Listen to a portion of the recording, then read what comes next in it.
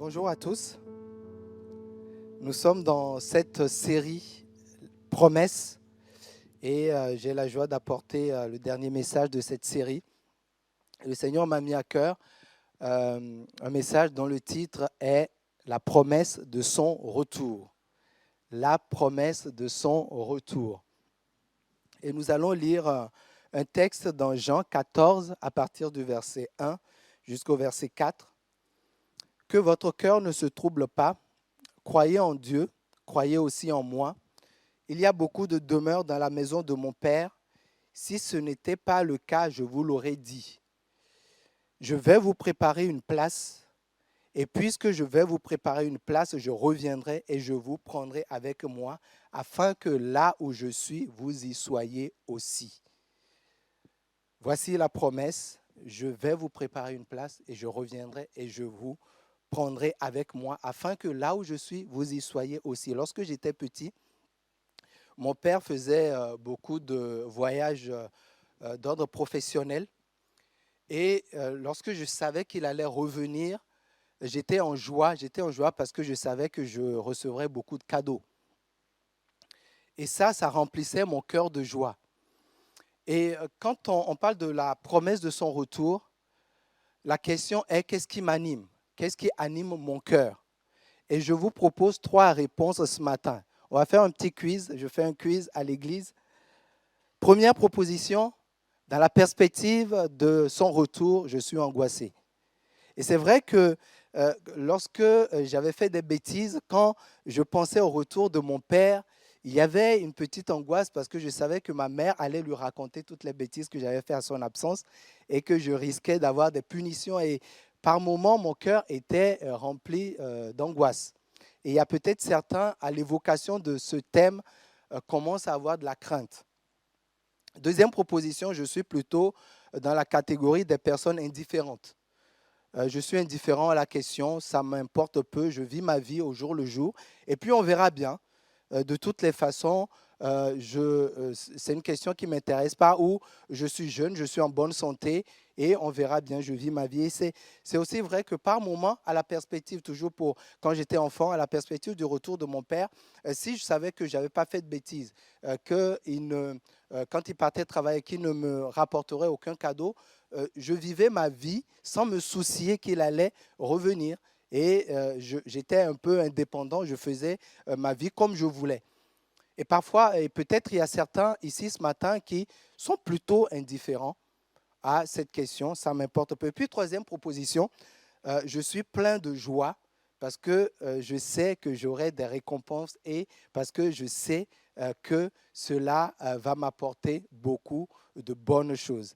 Et je ne sais pas dans quelle catégorie que vous êtes ce matin, mais mon espoir, c'est que nos cœurs soient remplis de joie à la perspective de savoir que Jésus revient. Donc, la promesse de son retour. Et quand on parle du retour de Jésus, il peut y avoir plusieurs réactions. On peut être en opposition farouche. Il peut y avoir des moqueries.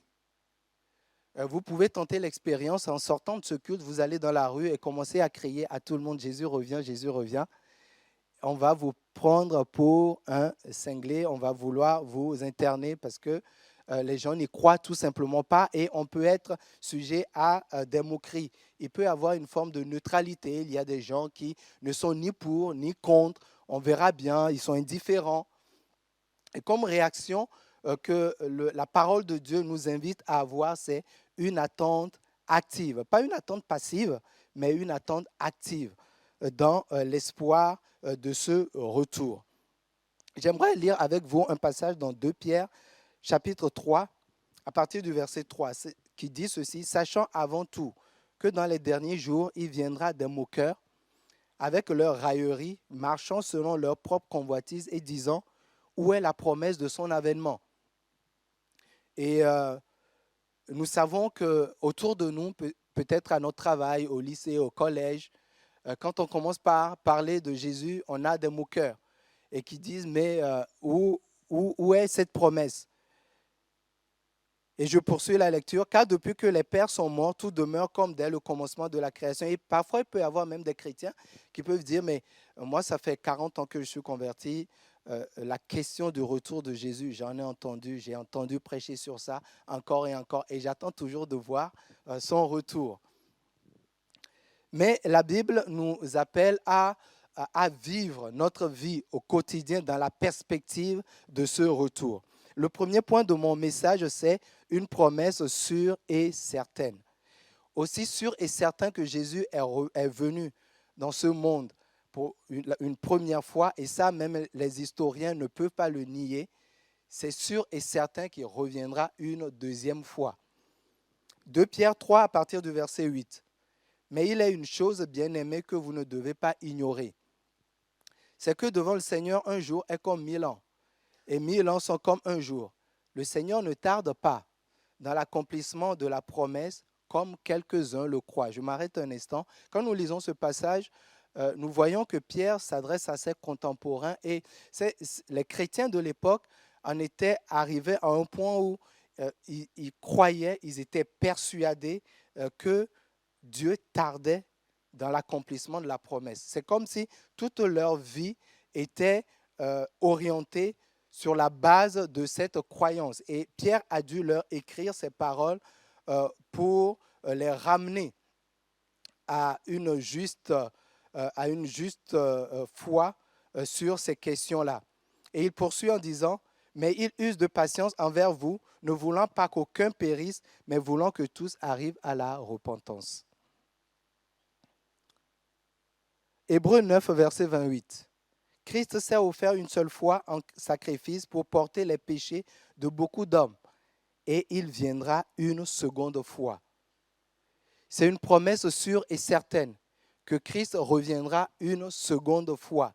Et peut-être que depuis que j'ai commencé cette prédication ce matin, vous vous sentez mal à l'aise.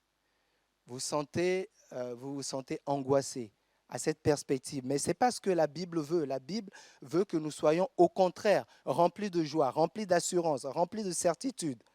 Et nous verrons pourquoi dans quelques instants.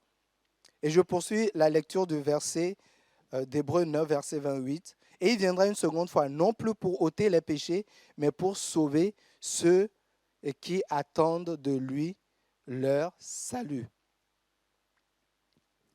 Que votre cœur ne se trouble pas. Croyez en Dieu, croyez aussi en moi. Il y a beaucoup de demeures dans la maison de mon Père. Si ce n'était pas le cas, je vous l'aurais dit, je vais vous préparer une place. Et puisque je vais vous préparer une place, je reviendrai et je vous prendrai avec moi afin que là où je suis, vous y soyez. Imaginez que vous ayez un ami, un proche, un parent qui vous promette qu'il va aller dans l'endroit que vous rêvez le plus, dans l'île paradisiaque, dans l'île de vos rêves. Imaginez que vous ayez cette personne qui vous dit, je vais y aller et je vais vous préparer une place. Et lorsque je reviendrai, je viendrai vous chercher et je vous amènerai là-bas. Qu'est-ce qui va nous animer? De la joie, une attente impatiente qu'il revienne nous chercher. Mais est-ce que c'est notre cas en tant que chrétiens, en tant qu'enfants de Dieu? Est-ce que nous sommes plutôt dans cette indifférence? Je vis ma vie, mangeons et buvons, car demain nous mourrons et on verra bien. La parole de Dieu ne nous encourage pas à avoir cette attitude. Le retour de Jésus concerne l'humanité tout entière. L'humanité tout entière sera concernée. La Bible dit que lorsqu'il reviendra, tout œil le verra. Mais lorsque nous prenons cette promesse, la promesse de Jean 14, 1 à 4, où Jésus nous promet de venir nous chercher, de nous préparer une place et de nous amener là où il est, cette promesse particulière concerne une seule catégorie de personnes. Une catégorie de personnes ayant deux caractéristiques. Première caractéristique, être né de nouveau. Avoir fait la paix avec Jésus-Christ. Avoir rencontré Jésus-Christ. Avoir fait de Jésus-Christ son Seigneur et Sauveur personnel. Avoir eu ce temps de repentance. Ce moment où notre âme crie, qui me sauvera? Et avoir donné sa vie à Jésus-Christ. Deuxième caractéristique, pour ces personnes qui sont nées de nouveau, être trouvées fidèles. Fidèle dans sa parole, fidèle dans sa marche, conformément à ce qu'il attend de nous. Je ne sais pas si, comme moi, il vous est déjà arrivé, après avoir fait des courses, lorsque la caissière sort le ticket, que vous soyez étonné du prix à payer. Moi, quand ça m'arrive, des fois, je reprends les articles et je regarde le ticket et je me rends compte qu'en fait, tout a été enregistré. Tout ce que j'ai pris figure vraiment sur le ticket et il faut que je paye le prix qui est affiché en dessous. Parfois, c'est vrai, il leur arrive de faire des erreurs, mais la plupart du temps, tout est enregistré et sur mon ticket, il y a marqué tous les articles que j'ai pris. À la fin des temps, Dieu ouvrira un livre et tout est enregistré. Même les actes que moi j'ai oubliés, Dieu les ressortira. Les paroles que j'ai dites, Dieu les ressortira. Tout est enregistré. Je serais peut-être étonné du prix à payer qui figurera en dessous.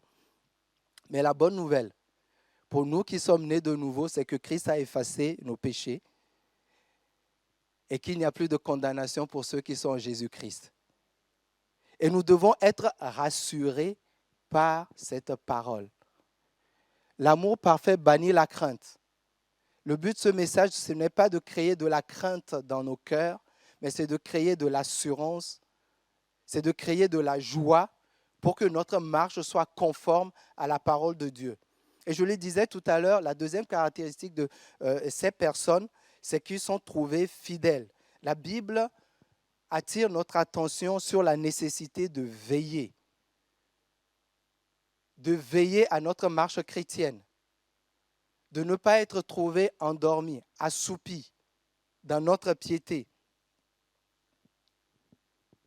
Apocalypse 20 à partir du verset 11. Puis je vis un grand trône blanc et celui qui était assis dessus. La terre et le ciel s'enfuirent devant sa face et il ne fut plus trouvé de place pour eux. Et je vis les morts, les grands et les petits qui se tenaient devant le trône. Des livres furent ouverts. Notez bien, il y aura 2 livres. Le livre des œuvres et le livre de vie. Donc des livres furent ouverts. C'est ce que je disais tout à l'heure. Des livres seront ouverts. Et un autre livre fut ouvert, celui qui est le livre de vie. Et les morts furent jugés selon leurs œuvres, d'après ce qui était écrit dans ces livres. La mer rendit les morts qui étaient en elle. La mort et le séjour des morts rendirent les morts qui étaient en eux, et chacun fut jugé selon ses œuvres. Et la mort et le séjour des morts furent jetés dans les temps de feu. C'est la seconde mort, les temps de feu. Verset 15, et ça nous remplit d'espoir. Ça devrait. Quiconque ne fut pas trouvé dans le livre de vie fut jeté dans le feu. Nos noms sont écrits dans le livre de vie pour peu que nous ayons fait la paix avec Jésus-Christ. L'apôtre Jean disait à ses contemporains, « Je vous écris ces choses afin que vous sachiez que vous avez la vie éternelle, vous qui croyez au nom du Fils de Dieu. » Et j'aimerais que nous soyons dans la paix ce matin par rapport à ces choses-là. Que votre cœur ne se trouble pas. C'est vrai que nos œuvres seront passées au peigne fin. Et d'ailleurs, ça nous incite à ce que, pendant notre vie sur terre, que nous veillions à nos œuvres. Mais ce qui déterminera là où nous passerons l'éternité, c'est si nos noms sont écrits dans le livre de vie ou pas. Et cela doit entraîner dans nos vies une attitude concrète, une façon d'être, une façon de vivre. Et j'ai intitulé mon deuxième point, étrangers et voyageurs. Quelles sont les règles d'un bon voyageur? Quelques règles d'un bon voyageur. Première règle, voyager léger. Je ne sais pas si vous êtes déjà arrivé de voyager, mais pour être à l'aise quand vous voyagez, il vaut mieux voyager léger. Lorsque vous transportez votre maison sur vous, quand vous voyagez, vous êtes alourdi dans votre marche et ça devient pénible. Et j'aimerais nous encourager dans nos vies à savoir faire le ménage et à enlever de nos vies tout ce qui peut nous encombrer et tout ce qui est superflu. Deuxième règle du bon voyageur, s'informer de la destination. C'est la moindre des choses, savoir là où on va. Quand nous lisons la parole de Dieu nous donne des indications sur notre destination. Je n'ai pas le temps ce matin de vous parler de comment nous serons dans le ciel, mais c'est des choses qui sont concrètes. Et il y a un seul mot qui me vient à l'esprit pour décrire cela, c'est que ça sera glorieux. Ça sera glorieux et ça vaut la peine d'y être. Et nous avons besoin de nous réjouir de ça. Et en tant que voyageur aussi, il faut savoir sortir de sa zone de confort. Lorsque vous voulez aller découvrir un endroit, vous ne pouvez pas ramener le confort de votre maison. Et parfois, on est dans des situations où on accepte de sortir de notre zone de confort, que les choses ne se passent pas comme on souhaiterait. Et un bon voyageur aussi a les regards fixés sur sa destination. Si vous n'avez pas le regard fixé sur la destination, vous risquez de prendre des détours, vous risquez de vous perdre, vous risquez de perdre du temps. Et la Bible nous encourage à rester focalisés sur notre destination. Et notre destination, c'est la présence de Dieu un jour, pour peu que nous soyons enfants de Dieu. 1 Pierre 2, verset 11. Bien-aimés, je vous exhorte comme étrangers et voyageurs sur la terre à vous abstenir des convoitises charnelles qui font la guerre à l'âme. À vous abstenir. Est-ce qu'il y a des convoitises charnelles qui font la guerre à notre âme? Le Saint-Esprit, dans nos vies, nous amène et nous pousse à nous abstenir de ces choses-là. Et c'est tout le but de la nouvelle naissance. Parce que là où nous n'avons pas la capacité, là où nous n'avons pas la force de résister au péché, Dieu nous vient en aide et nous fortifie jour après jour, nous renouvelle dans notre marche pour pouvoir être trouvés fidèles. 1 Corinthiens 15, verset 19. Si c'est dans cette vie seulement que nous espérons en Christ, nous sommes les plus malheureux de tous les hommes. Si c'est dans cette vie que tu espères une récompense, si c'est dans cette vie seulement que tu espères la justice, si c'est dans cette vie seulement que tu espères la reconnaissance pour le service rendu, tu es malheureux. Tu es malheureuse de tous les hommes. Parce que ton cœur n'est pas consolé et renouvelé dans ton engagement, dans ton service. Et au bout d'un moment, tu risques d'être attristé. Donc la Bible nous encourage à nous considérer comme étrangers et voyageurs sur la terre. En France, je suis étranger. Ça fait 20 ans que j'habite en France. Bien que j'ai la nationalité, que je suis intégré d'origine, je ne suis pas originaire de la France. Je suis originaire du Togo. Et j'y ai vécu plusieurs années avant de venir en France. Et je sais ce que cela veut dire qu'être étranger dans un pays. Ça comporte tout un ensemble d'aspects dans sa vie. Il y a une chose qui est fondamentale quand on est étranger, c'est qu'on n'oublie pas là d'où on vient. Et c'est qu'on sait qu'on a une patrie. Et je crois que c'est fondamental. Et Dieu veut que les chrétiens sachent que leur patrie, c'est le ciel. Que nous sommes de passage. Que nous sommes étrangers. Et de ne pas oublier. Parce que si on oublie, on va croire que tout nous est dû ici sur cette terre. Mais ce n'est pas le cas. Étrangers et voyageurs sur la terre. Nous allons prendre un cas pratique. Qu'est-ce que cela implique concrètement? Le cas de Moïse. Dans Hébreux 11 au verset 24, il est dit ceci de Moïse. C'est par la foi que Moïse, devenu grand, refusa d'être appelé fils de la fille de Pharaon, aimant mieux être maltraité avec le peuple de Dieu que d'avoir pour un temps la jouissance du péché, regardant l'opprobre de Christ comme une richesse plus grande que les trésors de l'Égypte, car il avait les yeux fixés sur la rémunération. Je m'arrête quelques instants pour expliquer. Moïse était le fils de la fille de Pharaon. À l'époque, Pharaon était un grand monarque. Moïse avait été élevé comme un prince, un héritage, une richesse, une identité. Et la Bible nous dit que parce qu'il avait les yeux fixés sur la rémunération, il a renoncé à ce prestige. Qu'est-ce que Dieu te demande de laisser tomber dans ta vie? À quoi est-ce qu'il te demande de renoncer? Rappelons-nous, celui qui voudra garder sa vie la perdra. mais celui qui, à cause de moi, il renoncera, la retrouvera dans ce siècle présent et dans le siècle à venir. Moïse a accepté la souffrance. Nous parlions tout à l'heure de moquerie. Nous parlions tout à l'heure de raillerie. Parfois aussi de persécution. Il a accepté cette souffrance qui est liée à son identité. En tant que chrétien, dans l'épître de Pierre, Pierre nous encourage à nous réjouir des souffrances que nous pouvons vivre pour la cause de Christ. C'est dur, hein?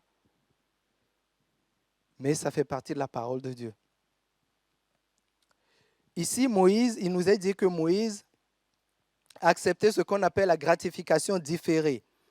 Nous sommes dans une époque où on veut tout maintenant. Il faut que tout. La dernière fois, j'ai passé une commande d'Uber Eats. Combien connaissent Uber Eats? Et l'heure de livraison était marquée sur l'application. Et lorsque, à l'heure de livraison, je ne voyais pas le livreur arriver, je commençais à m'impatienter et je me demandais qu'est-ce qui lui arrivait. Et pourtant, il n'avait à peine qu'une minute de retard. Nous sommes dans une époque où nous voulons tout maintenant. Nous voulons avoir tout de suite. Mais ici, Moïse a accepté d'avoir une gratification différée. La Bible nous enseigne qu'il y aura des récompenses que nous aurons qu'au ciel. Et d'accepter qu'il y aura des choses que nous ne connaîtrons qu'au ciel. Personne ne dit Amen, mais ce n'est pas grave, on continue. C'est la parole de Dieu. Amen à la parole de Dieu. Et je suis impressionné par l'intelligence renouvelée de Moïse. Il est dit de Moïse qu'il a regardé l'opprobre de Christ comme une richesse plus grande que les trésors de l'Égypte. C'est-à-dire que Moïse a considéré les biens du monde et il a considéré l'opprobre de Christ. Et il y a eu comme dans sa pensée, dans son intelligence, un renversement des systèmes de valeurs. Pour Moïse, avoir Christ avait infiniment plus de valeur que tous les biens du monde. Et c'est ça qui a déterminé son comportement, qui a déterminé ses réactions. Et j'aimerais vraiment nous encourager, la Bible nous encourage à être transformés par le renouvellement de notre intelligence. Qu'est-ce qui a de la valeur pour toi? Est-ce que ce qui a de la valeur pour toi constitue ce qui a de la valeur aux yeux de Dieu? Et Moïse, dans ce cas, avait les yeux fixés sur la rémunération. Et ça encourage. La Bible dit que dans Matthieu 10, à partir du verset 42, que celui qui donnera un verre d'eau au plus petit des disciples de Jésus-Christ aura sa récompense. Vous imaginez, je disais tout à l'heure que tout est enregistré, les plus petites comme les grandes, les grandes œuvres comme les petites. Et là, il est dit que chaque fois que je donne un verre d'eau à vous, à chaque fois que je fais ça, un verre d'eau, soyons terre à terre. Ce que la parole de Dieu me dit, c'est que si je me lève et que vous avez soif, que je vous tends un verre d'eau, je recevrai la récompense au ciel. Il y a des choses simples parfois que Dieu nous demande, très simples. Il ne s'agit pas parfois de conquérir le monde pour Dieu, mais notre entourage, dans notre entourage, nos frères et nos sœurs, dans notre famille, des choses très simples que la parole de Dieu nous demande de faire. Et j'aimerais nous encourager à les faire. Il y aura une rémunération au ciel. Et quand bien même la Bible dit que vers les temps de la fin, à cause du comportement du plus grand nombre, l'amour de beaucoup se refroidira, j'aimerais nous encourager à tenir ferme et à persévérer. Persévérons dans le bien que nous faisons à autrui. Paul aussi avait cette transformation de ton intelligence. Dans Romains 8, au verset 18, il pouvait dire ceci: « J'estime que les souffrances du temps présent ne sauraient être comparées à la gloire à venir qui sera révélée pour nous. » Est-ce que vous estimez la même chose? Mais peut-être que quelqu'un va me dire, bon Serge, tu es bien gentil, tu prêches sur le retour de Jésus-Christ. D'ailleurs, on ne sait pas dans combien de temps il va revenir. On ne sait même pas s'il va revenir. Mais qu'est-ce que ça change pour moi aujourd'hui? je recherche un travail, je ne trouve pas. J'ai des problèmes dans mon couple, j'y arrive pas. J'ai mes enfants qui sont rebelles. Je suis dans des dépendances. Je cherche un stage. En gros, les soucis de la vie, ce que la Bible appelle les soucis de la vie. Quel est le rapport? Tu es bien gentil, mais qu'est-ce que tu m'apportes par rapport aux soucis de la vie? Je ne peux pas vous apporter grand-chose par rapport aux soucis de la vie.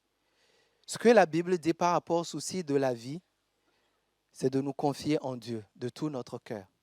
Et que sa paix qui surpasse toute intelligence gardera nos cœurs et nos pensées en Jésus-Christ. C'est-à-dire qu'il y a une démarche dans les soucis de la vie. La Bible nous encourage à ne pas nous laisser étouffer par les soucis de la vie. Et pour ne pas nous laisser étouffer par les soucis de la vie, nous avons besoin de les lui confier. Nous avons besoin de les vivre au jour le jour avec lui, parce qu'il a fait une promesse, c'est que je serai tous les jours avec vous. Je suis avec vous, tous les jours, à chaque moment. Troisième point de la prédication, implication de cette promesse. Qu'est-ce que cela implique pour notre marche au quotidien? Le fait de savoir que Jésus-Christ va revenir. Le fait de savoir qu'il me prépare une place. Le fait de savoir que je serai dans sa présence. Première implication, se tenir prêt. Se tenir prêt parce que le diable rôde. Se tenir prêt parce qu'il y a le risque de l'assoupissement. Il y a le risque de l'égarement.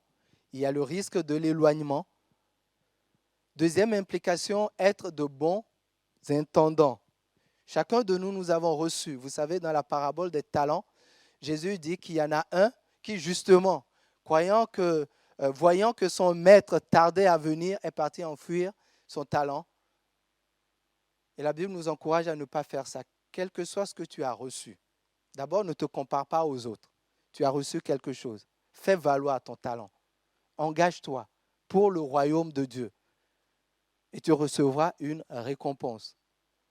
Et peut-être que tu estimes que, à cause du comportement des autres, je préfère aller enfouir mon talent. Ça te sera redemandé.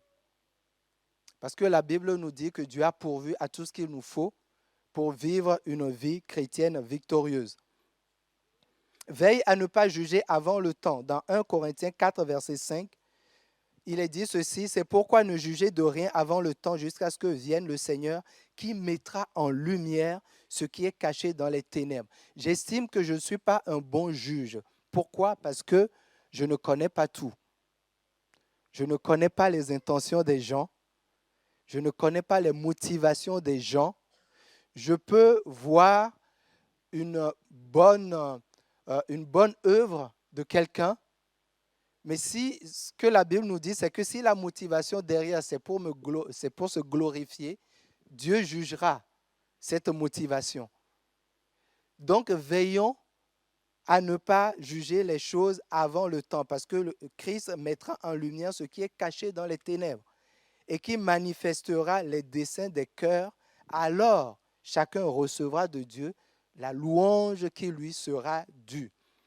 Et ça m'incite non seulement à ne pas juger avant le temps, mais ça m'incite aussi à passer au peigne fin les motivations de mes actions. Pourquoi je fais les choses? Pourquoi je fais les choses? Pourquoi je m'implique? Ou pourquoi je ne m'implique pas? Pourquoi je veux ce poste? Ou pourquoi je me retire de ce poste? Pourquoi je veux participer à cela? Dans quel but? Est-ce pour la gloire de Dieu? Ou est-ce que c'est pour ma gloire? Est-ce que c'est pour me faire valoir? Ou est-ce que c'est vraiment pour glorifier Dieu? Dieu mettra en lumière tout cela un jour. Et parfois, quand je considère ces textes, je dis, Seigneur, est-ce que ça sera devant tout le monde ou tu me prendras à part? Mais je crois que ça sera devant tout le monde. Aïe! Mais gloire à Dieu, il n'y aura pas de condamnation. Et là, on réalisera encore plus la grâce. On réalisera la grâce de Dieu. Parce qu'il mettra en lumière et nous dira, tu vois, je voyais que ta motivation n'était pas très pure, mais je t'ai fait la grâce. Et même quand tu me priais, l'instant d'après, je répondais à ta prière, tu sais. On réalisera toute la grâce. Mais commençons à laisser le Saint-Esprit sonder nos cœurs. Et prions cette prière pour que le Saint-Esprit sonde nos cœurs. Restez dans la dynamique de la sanctification. 1 Thessaloniciens 5, 23. Nous ne nous relâchons pas dans le combat contre le péché dans nos vies. Marcher dans l'obéissance. Se consoler dans cette perspective. Tous les maux du temps présent auront disparu lorsqu'il reviendra.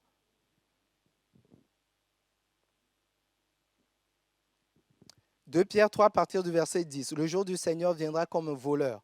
En ce jour, les cieux passeront avec fracas. Les éléments embrasés se dissoudront, et la terre avec les œuvres qu'elle renferme sera consumée. Puisque donc toutes ces choses doivent se dissoudre, quelles ne doivent pas être la sainteté de votre conduite et votre piété, tandis que vous attendez et hâtez l'avènement du jour de Dieu, à cause duquel les cieux enflammés se dissoudront et les éléments embrasés se fondront.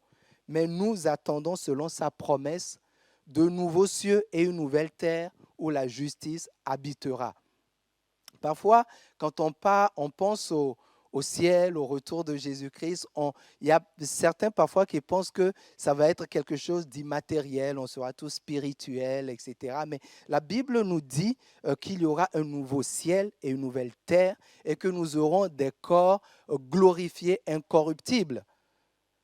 L'exemple, c'est Jésus-Christ ressuscité. On pouvait le toucher, on pouvait le voir. Il a mangé avec ses disciples. On aura un corps, des corps incorruptibles pour cette fois-ci. Il n'y aura plus de maladie. Et la Bible, et ça, je le disais au premier culte, c'est le petit pincement dans mon cœur. La Bible nous dit qu'on n'aura plus de mari, on n'aura plus de femme. Et quand je préparais ce message, j'en discutais avec ma femme et on s'est dit, c'est dommage, on ne sera plus mariés au ciel. Mais la Bible nous dit qu'on aura des relations saines, on aura des relations pures, on sera rempli de joie et de réjouissance, on sera dans la présence de Dieu. Je vous verrai. Amen. Avec des pensées pures, plus de défauts. Vous n'aurez plus à supporter mes défauts parce que je serai parfait, je serai saint. 2 Pierre 3, à partir du verset 10. C'est pourquoi, bien-aimés, en attendant ces choses, donc il y a une conséquence concrète. En attendant ces choses, appliquez-vous à être trouvés par lui sans tache et irrépréhensible dans la paix. Croyez que la patience de notre Seigneur est votre salut, comme notre bien-aimé frère Paul vous l'a aussi écrit, selon la sagesse qui lui a été donnée. Vous donc, bien-aimés, qui êtes avertis, et nous sommes avertis, le peuple de Dieu est averti, l'Église est avertie. Mettez-vous sur vos gardes, plus que jamais. Soyons sur nos gardes. Ce n'est pas le temps de l'assoupissement. Les temps que nous vivons, ce n'est pas le temps de l'assoupissement. Et ce qui assoupit la plupart du temps les chrétiens, c'est le divertissement. Je crois vraiment que le divertissement, c'est une plaie pour les chrétiens. Ça ne veut pas dire qu'il ne faut pas se divertir, partir en vacances, etc. Mais quand ça commence à remplacer notre piété, quand ça commence à prendre la place de notre relation avec Dieu, de notre engagement, de notre service, il y a quelque chose qui est en train de basculer. Il y a un assoupissement qui prend place. Quand on veille plus à notre propre confort qu'aux choses de Dieu, il y a quelque chose qui est en train de basculer. Et la Bible nous demande de veiller à ça. Vous donc, bien-aimés qui êtes avertis, mettez-vous sur vos gardes, de peur qu'entraînés par l'égarement des impies, vous ne veniez à déchoir de votre fermeté. Mais croissez dans la gloire, dans la grâce et dans la connaissance de notre Seigneur et Sauveur Jésus-Christ. Ça, c'est en attendant son avènement. La Bible nous demande de croître dans la grâce et dans la connaissance de notre Seigneur et Sauveur Jésus-Christ. À lui soit la gloire maintenant et pour l'éternité. Amen. À lui soit la gloire maintenant. Donc maintenant, il y a une marche chrétienne qui doit lui donner gloire. Dans toutes les dimensions, dans toutes les sphères de ma vie. C'est un appel à une consécration, à un engagement total.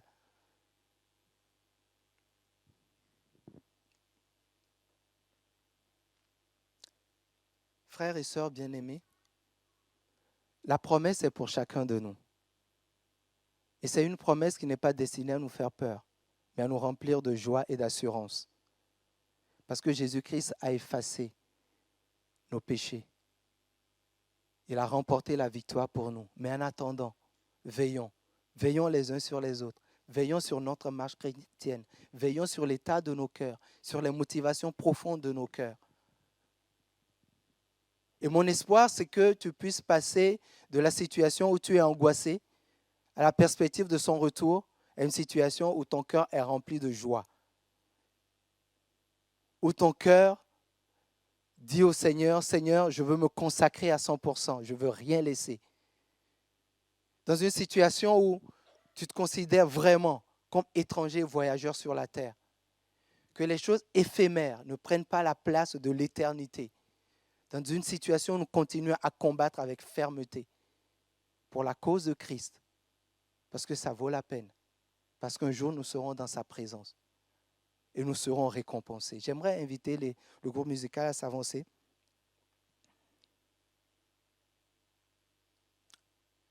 Nos noms sont écrits dans le livre de vie. Nos noms sont écrits dans le livre de vie. Quelle grâce, quelle joie. Et ayant une telle récompense à venir, quel doit être notre comportement, notre attitude, ici, maintenant. Apocalypse 21, à partir du verset 1. Et je vis un nouveau ciel et une nouvelle terre. Car le premier ciel et la première terre s'en étaient allés. C'est-à-dire que là, ce qu'on touche, tout ce qu'on voit, les villes, les pays, Paris, Orléans, le Togo, Lomé, tout ça, ça va partir. Je ne sais pas comment Dieu va faire, ça sera parti. Et la mer n'est plus. Et je vis la sainte cité, Nouvelle Jérusalem, descendant du ciel d'auprès de Dieu, préparée comme une épouse ornée pour son mari, et jouit une grande voix venant du ciel, disant, voici l'habitation de Dieu est avec les hommes, et il habitera avec eux, et ils seront son peuple, et Dieu lui-même sera avec eux. Et Dieu essuiera toute larme de leurs yeux. Et la mort ne sera plus. Et il n'y aura plus ni deuil, ni cri, ni peine, car les premières choses sont passées. Ça passera. Es-tu dans la peine, es-tu dans le deuil? Tu peux commencer à vivre et à goûter cette consolation qui vient du Saint-Esprit. Maintenant, aujourd'hui. Et ça sera achevé au jour de son avènement. Est-ce que tu vis une situation d'injustice? Tu peux commencer à vivre cette consolation. Et un jour, le juste juge rétablira toutes choses. Et en attendant ces choses, sois ferme dans ta foi. Sois ferme dans ton engagement. Reprends-toi, ressaisis-toi dans ces temps qui sont les derniers. Je m'en vais vous préparer une place. J'attends avec joie, avec fermeté son retour. Parce que je sais que ça sera glorieux. Quel est ton cas? Quelle est ta situation? Et j'aimerais lancer un appel ce matin. Tu es ici ce matin, si c'est ton cas, que tu sais que tu n'as pas fait la paix avec Jésus-Christ, que dans ton cœur, tu n'as pas fait cette paix, que tu sais que tu es loin, que tu n'as pas capitulé, que tu n'as pas donné ta vie au Seigneur Jésus-Christ. C'est aujourd'hui, maintenant, le moment de te donner à Jésus-Christ.